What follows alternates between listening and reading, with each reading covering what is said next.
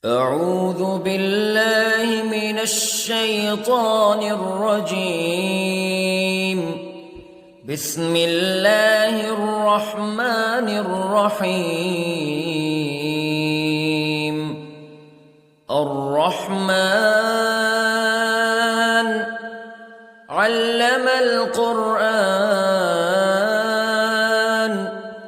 خلق الإنسان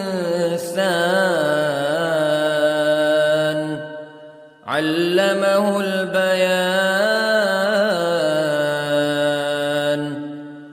الشمس والقمر بحسبان والنجم والشجر يسجدان والسماء رفعها ووضع الميزان ألا تطغوا في الميزان وأقيموا الوزن بالقسط ولا تخسروا الميزان. والأرض وضعها للأنام فيها فاكهة والنخل ذات الأكمام والحب ذو العصف والريحان فبأي آلاء ربكما تكذبان. خلق الإنسان من صلصال كالفخار وخلق الجان من مارج من نار فبأي آلاء ربكما تكذبان. رب المشرقين ورب المغربين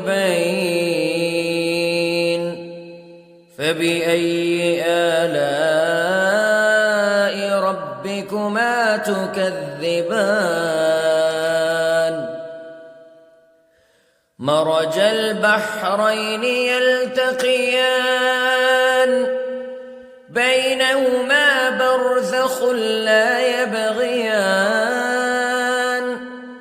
فبأي آلاء ربكما تكذبان. يخرج منهما اللؤلؤ والمرجان فبأي آلاء ربكما تكذبان. وله الجوار المنشآت في البحر كالأعلام فبأي آلاء ربكما تكذبان. كل من عليها فان ويبقى وجه ربك ذو الجلال والإكرام فبأي آلاء ربكما تكذبان.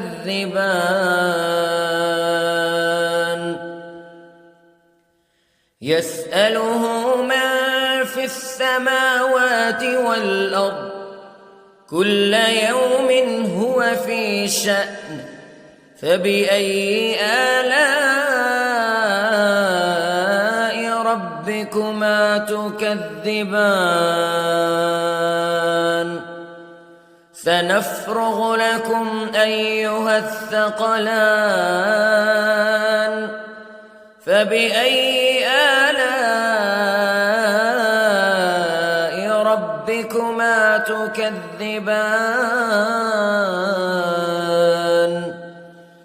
يا معشر الجن والإنس استطعتم أن تنفذوا من أقطار السماوات والأرض فانفذوا لا تنفذون إلا بسلطان فبأي آلاء ربكما تكذبان يرسل عليكما شواظ من نار ونحاس فلا تنتصران فبأي آلاء ربكما تكذبان فإذا انشقت السماء فكانت وردة كالدهان فبأي آلاء ربكما تكذبان فيومئذ لا يسأل عن ذنبه إنس ولا جان فبأي آلاء ربكما تكذبان يعرف المجرمون بسيماهم فيؤخذ بالنواصي والأقدام فبأي آلاء ربكما تكذبان هذه جهنم التي يكذب بها المجرمون يطوفون بينها وبين حميم آن فبأي آلاء ربكما تكذبان ولمن خاف مقام ربه جنتان فبأي آلاء ربكما تكذبان ذواتا أفنان فبأي آلاء ربكما تكذبان فيهما عينان تجريان فبأي آلاء ربكما تكذبان فيهما من كل فاكهة زوجان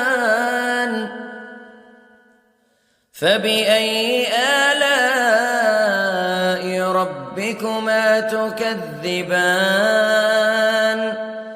متكئين على فرش بطائنها من استبرق وجنى الجنتين دان فبأي آلاء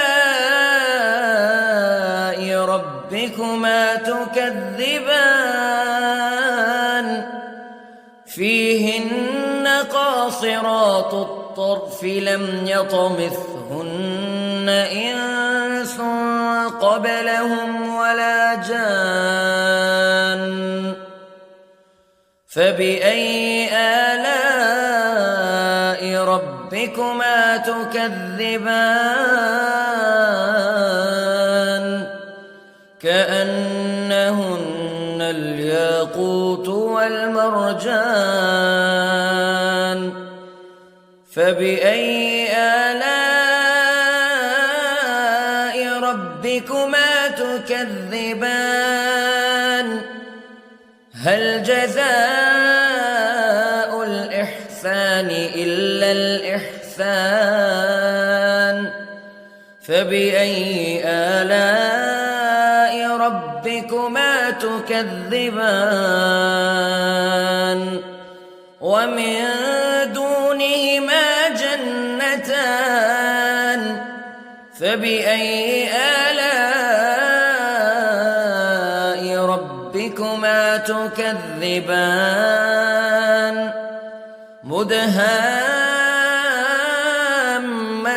مدهامتان فبأي آلاء ربكما تكذبان فيهما عينان نضاختان فبأي آلاء ربكما تكذبان فيهما فاكهة ونخل ورمان فبأي آلاء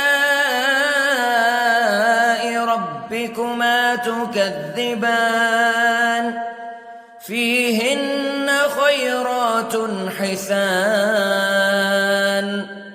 فبأي آلاء ربكما تكذبان حور مقصورات في الخيام فبأي آلاء ربكما تكذبان لم يطمثهن إنس قبلهم ولا جان فبأي آلاء ربكما تكذبان متكئين على رفرف خضر وعبقري حسان فبأي آلاء ربكما تكذبان تبارك اسم ربك ذي الجلال والإكرام